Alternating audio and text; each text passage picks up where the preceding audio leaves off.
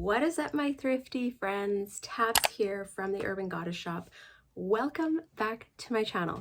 Today's video, we are doing a long anticipated video, and this is how to sell across the border on Poshmark. My experience is from the Canadian to the US side, but anything in this video can be switched and could be from the US to the Canadian side. So why would someone want to sell across the border? Like, what is the benefit of selling across the border? As a Canadian, I think one of the biggest benefits is the exchange rate. The US dollar is much stronger than the Canadian dollar, so every sale you make, you also gain the extra exchange rate on the currency. Also in the US, the buyer volume is much larger. So we'll say, and I'm going to give numbers, I think these are old, but I think Canada was maybe like 2 or 3 million users, and in the US there was like 60 million users, like something really crazy. So that's what I think the two main benefits are as a Canadian selling into the US market.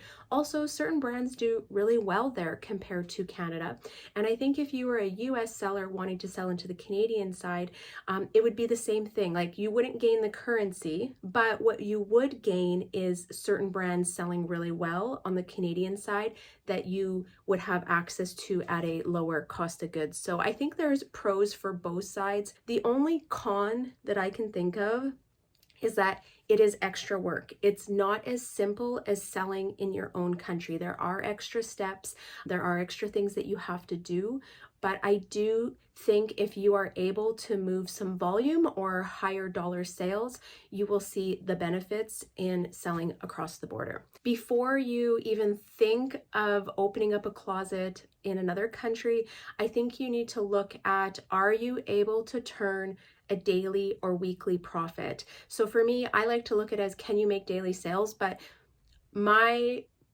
I would say my profit range is about $20 to $40 an item. Maybe you sell 1 or 2 items a week where you're profiting $80, $100, or $150, right? Maybe you sell higher ASP items, and I think in that sense you would be good. But if you are only selling like a couple items for $20 or $30 a week, it may not be worth the extra cost to sell, because there is an extra cost associated selling and using a cross-border courier, or you might not be able to turn the volume to make it worth the effort. So yeah, there's a few things to think about, and only you will know if this is right for you. New coming into this, that I felt confident I could turn, a couple sales every couple days to justify doing the courier route.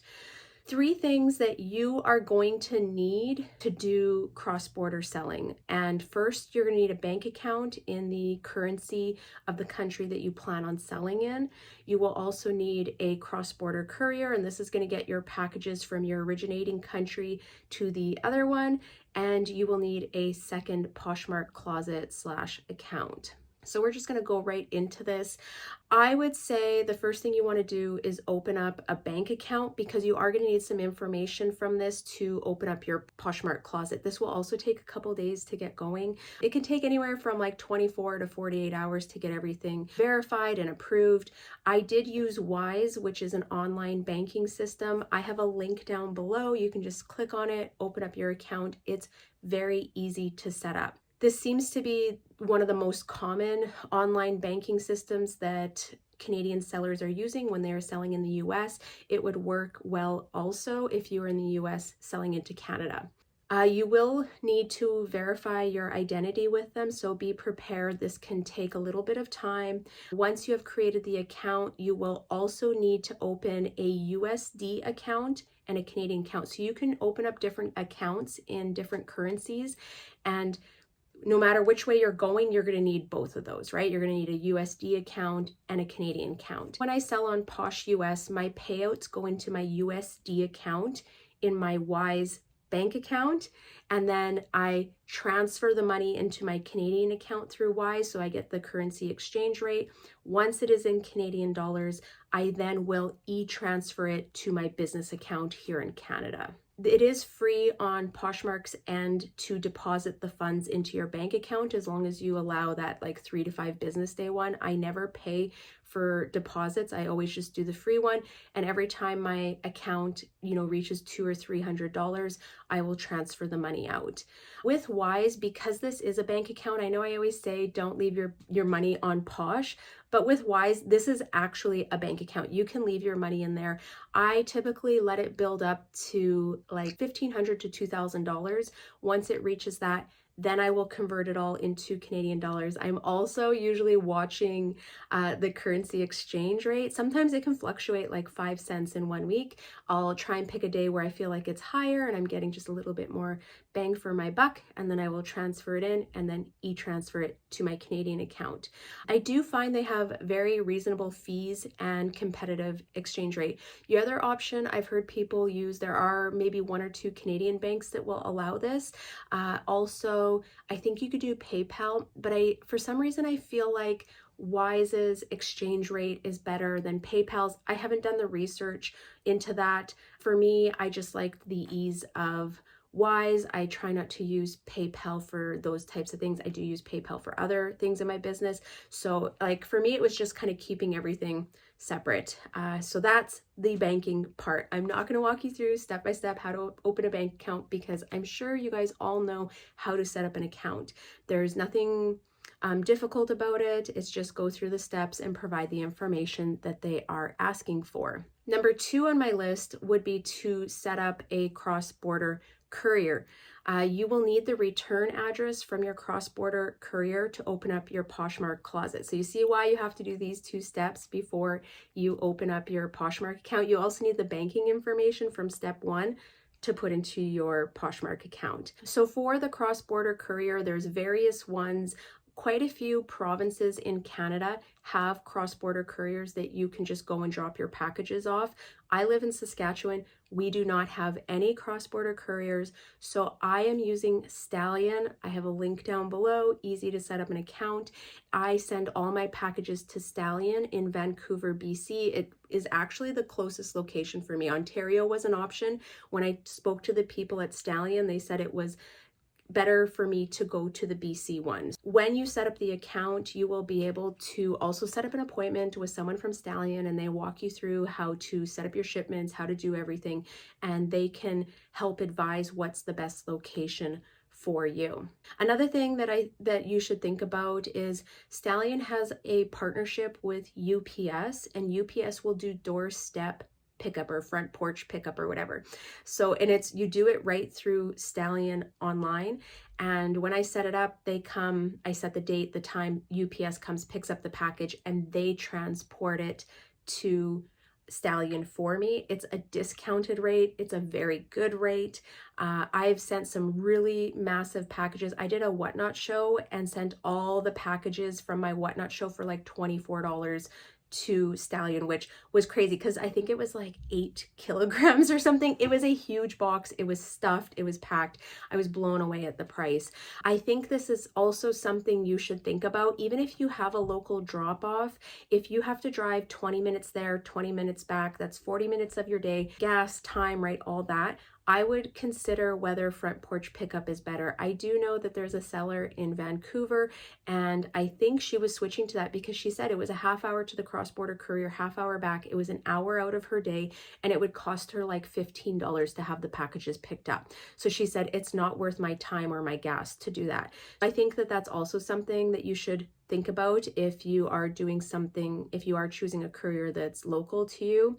I think you have to be able to turn a few sales every few days with a certain amount of profit margin to justify doing this. Honestly, like I said, I personally wouldn't drive 20 minutes each way to make $20 on an item. Like that just wouldn't be worth it to me. My time is worth more than that. 40 minutes would be worth more than that to me, unless maybe it was like on my route to something else, but just some food for thought. So once your account is set up with Stallion, you can go into their customer service and request a call with their new accounts person.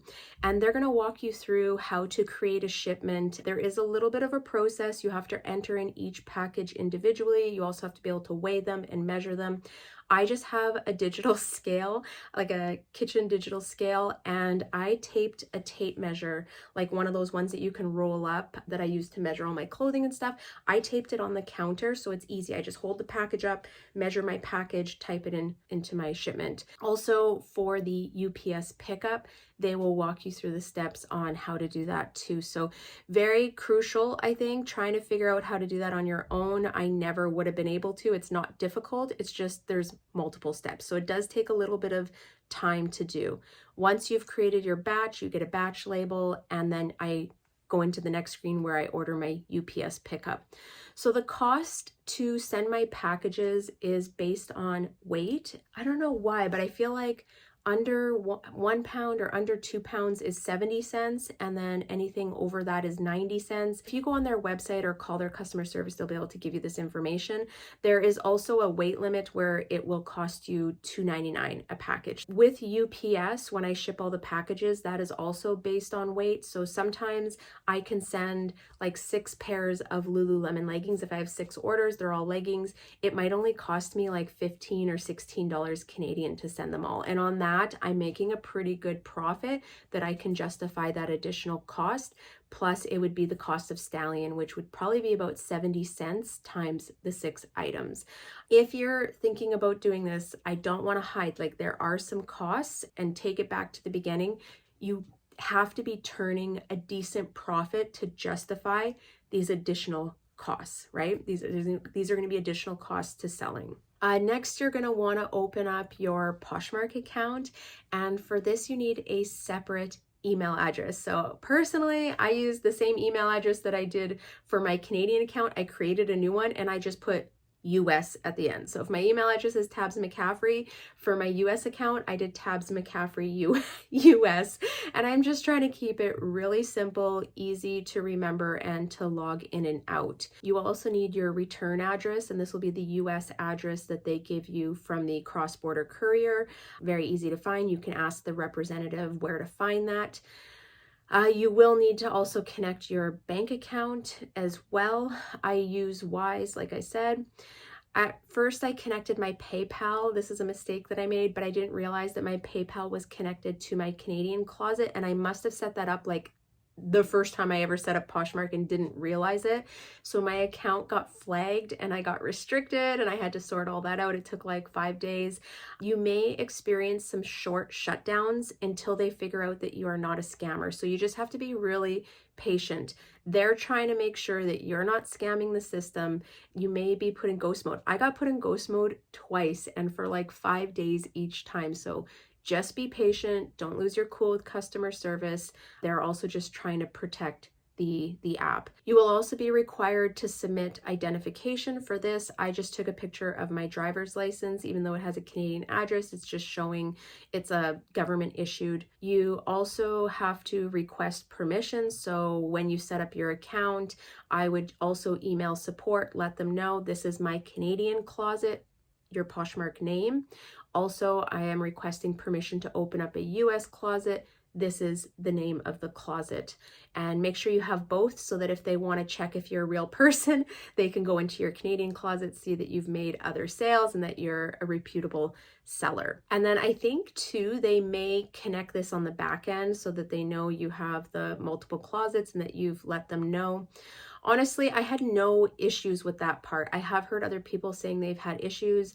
That was not the issues that I had. The other thing is when you set up your second closet, you can't list like 100 items. Like you have to do it in small spurts. If you do too many at a time, they're going to flag you as a possible scammer. So you may have to list, 10 items one day, five, right? And try and build it up. But you want to try and get a couple sales and people receiving their items so that you don't get flagged. Because as soon as people start receiving them, they give you a review, they can see that you're shipping and that you're a real seller. I think it just looks better, makes the process a little bit easier. So don't try and spam over all your listings right away. Try and get some of your best items, get some quick sales happening, and start building that reputation there. You also have to request a tax exemption as a Canadian seller, and I think this would go either way.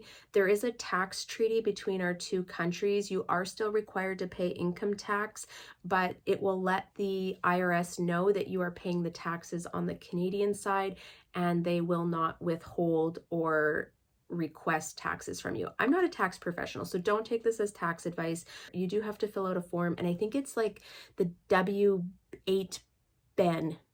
I think that's what it's called. And they will email it to you. You will fill it out, send it back, and that is your tax exemptions. Be patient. There's a couple steps. Everything will start to play out, and you got to jump through some hoops. I'm not going to lie. You're going to have to jump through some hoops and just be very patient with it all. It may take a couple weeks for everything to get ironed out and for you to feel like it's, starting to move forward. But really, that's it. Those are the 3 steps. Get your bank account set up, get your cross-border courier figured out. There are so many options, so make sure you're looking it up. Cross-border courier, whatever city you live in, and see what's close. If there is nothing close, I highly recommend Stallion. I've had no issues with them. They've been so easy to deal with. Their customer service is awesome. I cannot talk highly enough of them. Also, they have that phenomenal deal with UPS, and that makes a really big difference. So for someone that has to ship all their items to a cross-border courier, having access to UPS has just been a game changer for me. So check that out. I think that's all I really have to say. It's not difficult. It's a lot of legwork to get everything set up. It's going to take you a couple weeks, but once you're good and going, I don't want to promise this, but I feel like you would make more money on your US closet than your Canadian. And that's the position I'm at. I think it takes about 2 months, 2 to 3 months, and you'll start to see it very competitive. There is a seller in BC. She opened up her US account, and I think it was like within 2 months they were matching. So keep that in mind. Much bigger buyer's market, and if you are a US seller wanting to sell into Canadian side, you will have to find a cross-border courier. I know there are some, I just don't know what they are in the States. That would be on you to research, but everything's going to be the same, just flipped. You're just trying to get it across. You still probably will have to do all the Poshmark account stuff. Same thing, contacting Poshmark support for the Canadian side, requesting the closet, verifying identification, filling out the tax exemption form. All these things are the same no matter which way you're going. I don't take this as the law, but I'm pretty sure it would be the same coming into Canada. All right, so I have some questions that were submitted online through Instagram, and I'm gonna go over them and just kind of wrap it up. If you have any further questions, please feel free to drop them down below and I will do my best to answer them. Also, if you are a seller selling across the border and you want to answer or give your take on any of the questions below, please feel free to. I think this is going to be more like a thread of sharing experiences and tips and tricks for selling across the border. So please, let's use the comments as a thread to find information as well. Okay, so live shows cross-border. How does it work? I have not done a live show through Poshmark US, even though I have access to it. I did do a Whatnot show. Keep in mind, you're gonna pay for every package. So if you are doing a live show, you have to be turning profit on these items. If you're trying to do a volume and you're only making like $4 or $5 an item, it is gonna cost you money to get that package into the US. So I don't know how. Okay, so, my experience, which is just my experience, please do not take it as like the be all end all. But when I did the Whatnot show, the additional costs for shipping really ate into my profits. I think I was up to like $45 to get everything shipped over to the US. I was kind of like borderline whether I thought it was worth it, but that's just my personal experience. You can do it, but just keep in mind, each individual order that you send, you are going to pay your cross-border courier to get across the border. So if you have 20 packages that you're sending, you're going to be paying a fee on each of those packages as well. So you want to make sure that that profit margin is there if you're doing that. If you have good profit margins in your live shows, I don't see why it wouldn't be an option. Like, yes, of course you could do it. Packaging, please make sure you package things properly. For myself, because I'm paying when UPS picks them up, I'm paying based on size and weight. The best way for me to package items is in a poly mailer, and I try and keep them as small as possible. Like I push out the air, I wrap them tight, stick the label on. I have been kind of sloppy with wrapping items and packaging them up with a poly mailer, and it was the difference between the 70 and the 90 cents. So size does matter.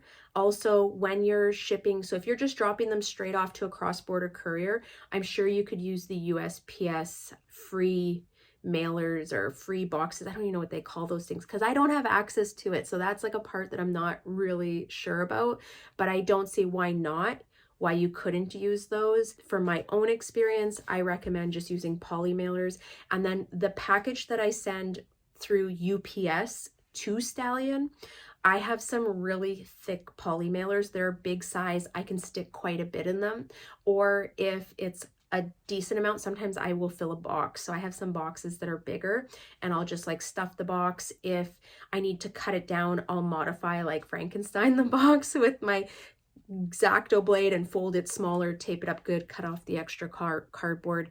I do prefer to use poly mailers over cardboard because you are paying by weight. So if your box is big and it's heavy, you're going to pay more for that box than I would if I could shove it all into a good quality poly mailer. How long does it take my parcels to get to the US? I'm a different experience. I'm in the middle of Canada in a province that has no cross-border courier. UPS, here's the kicker with that UPS deal. So yes, you're getting a good rate with UPS, but they are sending it by ground. So it's not by air. So I'm 3 days from Saskatoon to Vancouver for them to drive my packages, and then I am 1 day across the border. So if I ship an item the day after it sells, I'm at 5 days. My average ship time is sitting at 5 days. It is what it is. I cannot change it. Usually once the day that I ship the items out and they've been picked up, I have a keyboard shortcut in my phone that I will send off to each individual order. I'll just comment, it's like message the buyer or whatever, it's like in the sale. And I just say, hey, just wanted to say I popped the item to be shipped. I am living, or I can't remember how I word it. It's like I live in Canada, so it may take a couple days to pop up tracking. And I just leave it at that. Most people reply back and they're like, thank you. I've had no issues since that. I think maybe I had a couple issues prior, but since I've been sending out this message and I send it out the day that the courier picks it up, people have been really good. They reply back, thanks for letting me know, thanks for giving me the heads up, and they're okay with that. I think buyers just want some form of communication from you. So yeah, I think how long it takes your parcels to get to the US is going to be dependent on the courier you're using. I understand most couriers are 1 day. It's like 24-hour turnaround when it gets to the depot to get it across the border. And that may vary depending on how far your depot is from the border. Mine is 1 day. From getting to Stallion, it is 1 day to get across the border. And I am 3 days from Saskatchewan to BC, which sucks, but it is what it is. And I don't think it's affected my sales. So I will never get Posh Ambassador because of my ship time, but I got into the beta program for promoted closets. I have access to live selling. Like, to me, those are the two benefits of being an ambassador that really have impacted my business. So I don't think you need Posh Ambassador to make sales. And I've proven that over and over. My US closet produces thousands of dollars a month, and I am not a Posh Ambassador. So I wanted to toss that out there too. How hard is it to set everything up? So I talked about all this in the video. It's like, you gotta jump through some hoops. I'm not gonna lie to you guys. It's not easy. It's just multiple steps. And I think if you want to sell across the border, you have to be prepared for this. Getting your shipments across the border it's not difficult, but it's not easy. It's multi-step. I have to enter in every single package separately. Name, address, weight, dimensions, the value of the package, that all has to be entered for each one. So yeah, I do think you got to jump through some hoops to get everything set up, but you're going to jump through hoops every time you send a shipment. I have gotten the time down where now I can do a decent amount of packages in about 20 minutes. But when I first started, sometimes it took me longer because I had to get used to entering all this information in. So that will add to your time. Also, if you are driving the packages, add that also. So it could be a substantial amount of time depending on how many packages you're moving every single week. The next one someone asked is IRS and taxes. I think I covered that. You have to fill out that tax exemption form. You are still required to pay income tax on it. Like, come on guys, that's like, yes, I hope you're all paying income tax on what you make, and you should talk to your accountant. So I do have other payments. I am paid from other US based companies. So for me, this made sense. I was like, yep, fill out this tax exemption form. I itemize everything for my accountant and he figures that out. If you have further questions about taxes or tax implications, I would recommend talking to your tax professional. Yes, you can Google, you can look things up, but honestly, find a tax professional that is based or does quite a few e-commerce businesses. I feel like they just know more. It's very specific tax laws, and yeah. And I would find one that's close that you can go and see yourself, sit down in their office, ask their questions, make sense of things, because every year my accountant and I were like back and forth on things because there's little things where he's like, I don't get this. Can you explain this further? Or where does this money come from? And yeah, but he knows what he's doing. Last question. Do I use Posh US on a phone and CA on an iPad? How do I manage both closets? So I do know some people that do that. They'll use one device for their Canadian closet and a second device for their US closet. I have everything on my phone and I just log in and out of them. I've saved the passwords in my phone. I think you can have like, what do they call it? It's like password keys or something. I don't know, like you can choose to save the password when you enter it in.